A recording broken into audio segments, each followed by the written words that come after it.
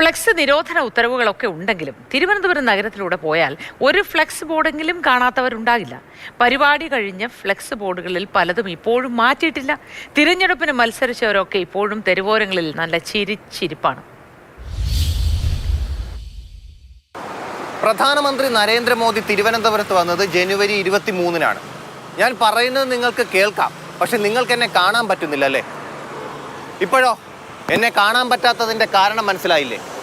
മാറാത്തത് ഇനി മാറുമെന്ന് എഴുതിയ ഫ്ലെക്സ് പ്രധാനമന്ത്രി വന്ന് പരിപാടിയൊക്കെ കഴിഞ്ഞ് പോയിട്ടും ഇതുവരെ മാറ്റിയിട്ടില്ല.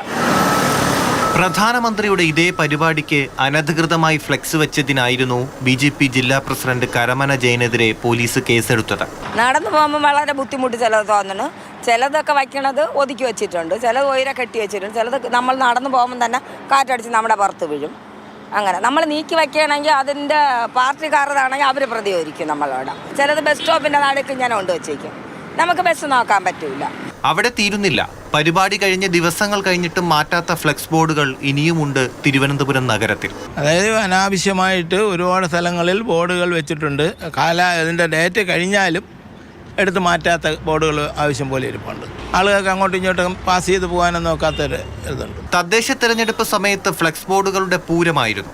പക്ഷേ തെരഞ്ഞെടുപ്പും കഴിഞ്ഞ് ഫലവും വന്ന് ഇത്രയും നാളായിട്ടും ഇപ്പോഴും മത്സരിച്ചവരുടെ ഫ്ലെക്സുകൾ അങ്ങിങ്ങായി കാണാം. ഒരു വാഹനം വരുമ്പോൾ ഈ ഫ്ലെക്സ് ഇരിക്കുമ്പം അപ്പുറത്ത് ക്രോസ് ചെയ്യുന്ന ആളിന് ഇത് കാണാൻ പറ്റത്തില്ല, ഇത് ഏത് വണ്ടിയാണ് വരുന്നതെന്ന് കാണാൻ പറ്റത്തില്ല. അങ്ങനെ വരുമ്പോഴത്തേക്കും ആക്സിഡൻറ്റുകൾ കൂടുന്നു.